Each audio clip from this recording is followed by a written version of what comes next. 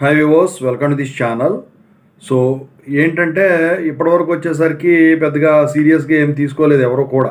So ఎక్కడికి వెళ్ళినా కూడా సాదాగా వెళ్ళిపోతున్నాం. ఎగ్జామ్కి వెళ్ళినా కూడా, దేనికి వెళ్ళినా కూడా.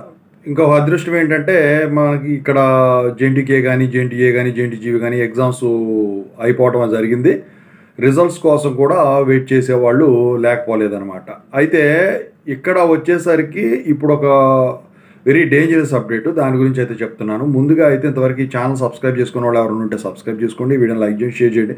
మీకు ఏమైనా డౌట్స్ ఉన్నట్టయితే కాల్ మీ 4 ద్వారా కాల్ చేయండి. తెలుగు ఇంజనీరింగ్ ఎడ్యుకేషన్ టెలిగ్రామ్ ఛానల్లో జాయిన్ అవ్వండి. ఇక టాపిక్లో వెళితే ఈ కరోనా కేసెస్ అనేవి ఏవైతే ఉన్నాయో మనం ఫస్ట్లో లైట్ తీసుకున్నాం, చాలా తక్కువ ఉన్నాయి, ఏం కాదని చెప్పేసి.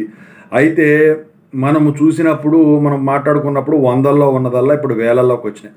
7,000 దాకా వచ్చేసినాయి ఆల్మోస్ట్ ఇండియా మొత్తం మీద. సో ఏపీలో వచ్చేసరికి ముఖ్యంగా 85 కేసులు దాటిపోయినాయి తెలిసి, మరి తెలియకుండా ఎంతమంది. మొత్తానికైతే ఒక 65 మంది చచ్చిపోయారని చెప్పేసి ఒక న్యూస్ అప్డేట్ అయితే ఉందన్నమాట. ఏంటంటే వీళ్ళు అంత పెద్ద ఎఫెక్ట్ ఏమి ఉండదని చెప్తున్నప్పుడు కూడా మరి చాలామంది చనిపోతున్నారు.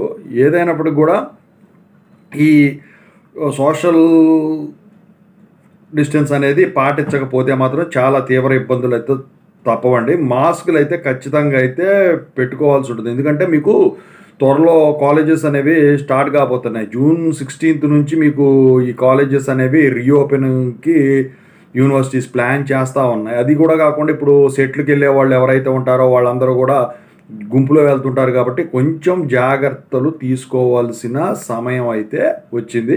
ఎందుకంటే ఒకటి నుంచి ఒకటి చైన్ రియాక్షన్ లాగా ఫాలో అవుతుంది కాబట్టి ఇది. సో మీరు ఖచ్చితంగా అయితే సేఫ్టీ మెజర్స్ తీసుకొని బయటికి వెళ్ళండి, లేకపోతే మాత్రం ఇబ్బందులు అయితే తప్పవు.